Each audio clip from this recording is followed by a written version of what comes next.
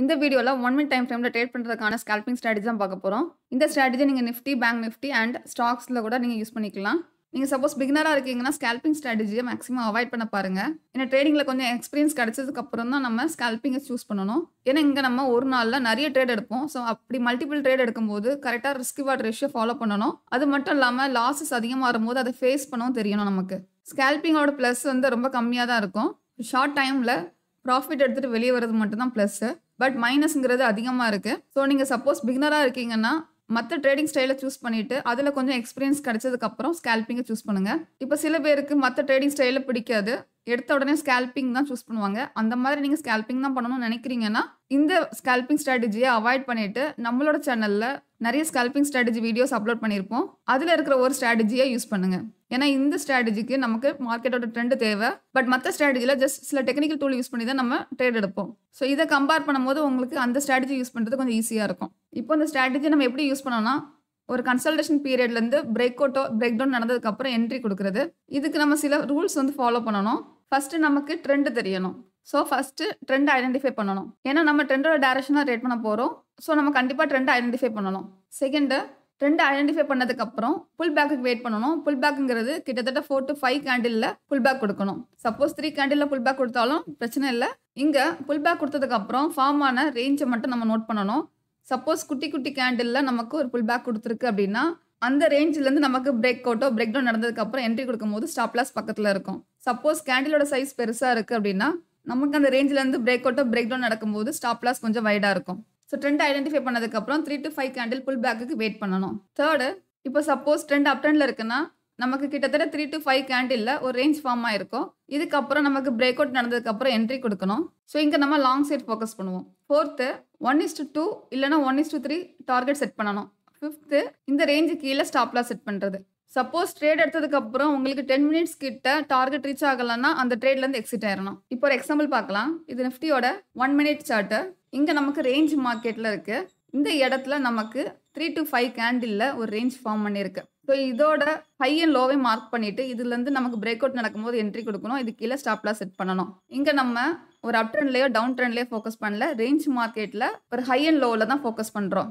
அடுத்து இங்கேருந்து break out கொடுத்ததுக்கப்புறம் இந்த இடத்துல நமக்கு 3 கேண்டிலில் புல் பேக் கொடுத்துருக்கு. ஸோ இதோட ஹையை தாண்டும் போது என்ட்ரி கொடுத்துக்கணும். இது கீழே ஸ்டாப் லாஸ் செட் பண்ணிக்கணும். இங்கே நமக்கு நிஃப்டி டவுன் ட்ரெண்டில் இருக்குது. இந்த இடத்துல ட்ரெண்டு அப் ட்ரெண்டுக்கு சேஞ்ச் ஆகுது. பட் மைனர் ட்ரெண்டு தான் இது. இதுக்கப்புறம் இங்கே நமக்கு ஹையர் லோவில் இருந்து ஒரு லோயர் லோ ஃபார்ம் பண்ணியிருக்கு. இதுக்கப்புறம் 3 கேண்டிலில் உங்களுக்கு புல் பேக் கொடுத்துருக்கு. ஸோ இந்த ரேஞ்சை நம்ம மார்க் பண்ணிவிட்டு அதுலேருந்து பிரேக் டவுன் நடக்கும்போது என்ட்ரி கொடுக்கணும். இதுக்கு மேலே ஸ்டாப் லாஸ் செட் பண்ணிக்கணும். இந்த ஸ்ட்ராட்டஜிக்கு உங்களுக்கு ட்ரெண்ட் ஐடென்டிஃபை பண்ண தெரியணும். ஸோ இங்கே நமக்கு ஃபஸ்ட் டவுன் ட்ரெண்டில் இருக்குது. இதுக்கப்புறம் மைனர் ட்ரெண்டு மட்டும் சேஞ்ச் ஆகுது. அதுலேருந்து நமக்கு லோயர் லோ மறுபடியும் ஃபார்ம் ஆயிருக்கு. அண்ட் அதுக்கப்புறம் புல் பேக் கொடுத்துருக்கு. ஸோ அதில் நம்ம என்ட்ரி எடுத்திருக்கோம். இங்கேருந்து நமக்கு பிரேக் டவுன் கொடுத்ததுக்கப்புறம் இந்த இடத்துல மறுபடியும் ஒரு புல் பேக் கொடுத்துருக்கு. ஸோ இந்த ரேஞ்சை மார்க் பண்ணிவிட்டு இதுலேருந்து பிரேக் டவுன் நடக்கும்போது என்ட்ரி கொடுக்கணும். இங்கேயும் அதே மாதிரி 5 கேண்டிலில் புல் பேக் கொடுத்துருக்கு. ஸோ இந்த ரேஞ்சை மார்க் பண்ணிவிட்டு இதுலேருந்து பிரேக் டவுன் நடக்கும்போது என்ட்ரி கொடுக்கணும். இதுக்கு மேலே ஸ்டாப் லாஸ் செட் பண்ணிக்கணும். இப்போ நம்ம ரேஞ்சுக்குள்ளே இருக்கோம். இப்போ இந்த ரேஞ்சோட ஹையில் நமக்கு கன்சல்டேட் ஆயிருக்கு. கிட்டத்தட்ட 3 to 4 கேண்டிலில் கன்சல்டேஷன் நடந்திருக்கு. இதுலேருந்து பிரேக் டவுன் நடந்ததுக்கப்புறம் என்ட்ரி கொடுக்கணும். இதுக்கு மேலே ஸ்டாப் லாஸ் செட் பண்ணிக்கணும். இது பேங்க் நிஃப்டியோட சார்ட்டு. இங்கே மார்க்கெட் டவுன் ட்ரெண்டில் இருக்குது. இந்த இடத்துல ஒரு புல் பேக் கொடுத்துருக்கு. இதுக்கப்புறம் இங்கேருந்து நமக்கு 2 கேண்டிலில் ஒரு ரேஞ்ச் ஃபார்ம் பண்ணியிருக்கு. இதோட லோ தாண்டி இறங்கும் போது என்ட்ரி கொடுக்கணும். இதுக்கு மேலே ஸ்டாப் லாஸ் செட் பண்ணிக்கணும். ஏன்னா நமக்கு ட்ரெண்டு டவுன் ட்ரெண்டு. ஸோ ட்ரெண்டோட டேரக்ஷனாக நம்ம இங்கே ட்ரேட் பண்ணுறோம். இப்போ இந்த எக்ஸாம்பிளில் நமக்கு பேங்க் நிஃப்டி டவுன் ட்ரெண்டில் இருக்குது. லோயர் ஹை வச்சு மூவ் ஆகிட்டு இருக்கு. இங்கே நமக்கு இன்னும் ஹையர் ஹை ஃபார்ம் பண்ணலை. பட் 4 கேண்டிலில் நமக்கு புல் பேக் கொடுத்துருக்கு. இப்போ சப்போஸ் இதோட ஹையை தாண்டும் போது நீங்கள் என்ட்ரி கொடுத்தீங்கன்னா உங்களுக்கு ஸ்டாப் லாஸ் ஹிட் ஆயிருக்கும். ஸோ இந்த மாதிரி மிஸ்டேக்கு இந்த ஸ்ட்ராட்டஜியில் யூஸ் பண்ணக்கூடாது.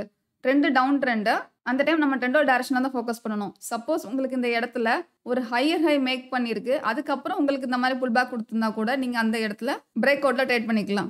இப்போ ஸ்டாக்ஸில் சில எக்ஸாம்பிள்ஸ் பார்க்கலாம். இப்போ இங்கே ஹையரில் வச்சு மூவ் ஆகிட்டு இருக்கு. இதுக்கப்புறம் நமக்கு இந்த இடத்துல ஒரு லோயர் ஹை ஃபார்ம் பண்ணியிருக்கு. அண்ட் இந்த ஹையர்லோ தாண்டி நமக்கு ஒரு லோயர் லோ ஃபார்ம் பண்ணிட்டு இனி நம்ம டவுன் சைட் ஃபோக்கஸ் பண்ணணும். இங்கே நமக்கு 3 பார்ல புல் பேக் கொடுத்துருக்கு. இந்த ரேஞ்சை மார்க் பண்ணிவிட்டு இதுலேருந்து பிரேக் டவுன் நடக்கும்போது என்ட்ரி கொடுக்கணும். இப்போ இந்த எக்ஸாம்பிளில் மார்க்கெட்டை இந்த இடத்துல ரேஞ்ச் ஃபார்ம் பண்ணிட்டு இருக்கு. இதுலேருந்து நமக்கு பிரேக் டவுன் நடந்ததுக்கப்புறம் 4 பார்ல ஒரு புல் பேக் கொடுத்து ஒரு ரேஞ்ச் ஃபார்ம் பண்ணியிருக்கு. இந்த ரேஞ்சிலேருந்து பிரேக் டவுன் நடந்ததுக்கப்புறம் என்ட்ரி கொடுக்கணும். இதுக்கு மேலே ஸ்டாப் லாஸ் செட் பண்ணிக்கணும். இப்போ இந்த எக்ஸாம்பிள்ல நமக்கு டவுன் ட்ரெண்ட்ல இருக்கு. லோயர் லோ, லோயர் ஹை வச்சு மூவ் ஆயிட்டு இருக்கு. இதுக்கப்புறம் இந்த இடத்துல நமக்கு ஒரு ஹையர் ஹை ஃபார்ம் பண்ணியிருக்கு. 4 கேண்டில்ல நமக்கு புல் பேக் குடுத்து ஒரு ரேஞ்ச் ஃபார்ம் பண்ணியிருக்கு. இப்போ இதோட ஹைய தாண்டும்போது என்ட்ரி குடுத்துக்கலாம். இது கீழ ஸ்டாப் லாஸ் வச்சுக்கலாம். நமக்கு இங்க ஒரு ரேஞ்ச் மாரி ஃபார்ம் பண்ணியிருக்கு. இப்போ இந்த ரேஞ்சோட ஹைலருந்து பிரேக் அவுட் குடுத்து 3 கேண்டில்ல புல் பேக் குடுத்துருக்கு. இதோட ஹைய தாண்டும்போது என்ட்ரி எடுத்துக்கலாம். இது கீழ நம்ம ஸ்டாப் லாஸ் செட் பண்ணிக்கலாம். இப்போ இந்த வீடியோல நிஃப்டி, பேங்க் நிஃப்டி அண்ட் சில ஸ்டாக்கோட எக்ஸாம்பிள் பார்த்துருக்கோம். இந்த ஸ்ட்ராட்டஜி நீங்க ப்ராப்பரா யூஸ் பண்ணணும்னா, மார்க்கெட்டோட ட்ரெண்ட் கண்டிப்பா தெரியணும். மார்க்கெட் ரேஞ்ச் மார்க்கெட்ல இருக்கா? இல்ல அப் ட்ரெண்ட்ல இருக்கா? டவுன் ட்ரெண்ட்ல இருக்கா? இல்ல மைனர் ட்ரெண்ட் என்ன இருக்கு? ஸோ இது எல்லாமே தெரிஞ்சு, அதுக்கப்புறம் நடக்கிற புல் பேக்ல தான் நீங்க என்ட்ரி குடுக்கணும். சப்போஸ் இந்த ஸ்ட்ராட்டஜி யூஸ் பண்ணும்போது உங்களுக்கு ட்ரெண்ட சரியா ஐடென்டிஃபை பண்ண முடியலன்னா, அந்த டைம் நீங்க ட்ரேட் எடுக்காதீங்க. ட்ரெண்ட சரியா ஐடென்டிஃபை பண்ணா மட்டும் தான் நமக்கு அந்த ட்ரேட் ஒர்க் அவுட் ஆகும். இல்லன்னா தேவையில்லாத லாஸஸ் வர சான்சஸ் இருக்கு. பிகினர்ஸ் மேக்ஸிமம் இந்த ஸ்ட்ராட்டஜிய அவாய்ட் பண்ணிட்டு, கொஞ்சம் எக்ஸ்பீரியன்ஸ் கிடைச்சதுக்கு அப்புறம் இந்த ஸ்ட்ராட்டஜி யூஸ் பண்ணுங்க. சப்போஸ் உங்களுக்கு கண்டிப்பா ஸ்கேல்பிங் தான் பண்ணணும் அப்படின்னா, நான் ஏற்கனவே சொன்ன மாதிரி நெறைய டெக்னிக்கல் டூல்ஸ் இருக்கு. அத யூஸ் பண்ணி ஸ்கேல்பிங் பண்ற நெறைய ஸ்ட்ராட்டஜிஸ் இருக்கு. அத ஃபாலோ பண்ணி பாருங்க.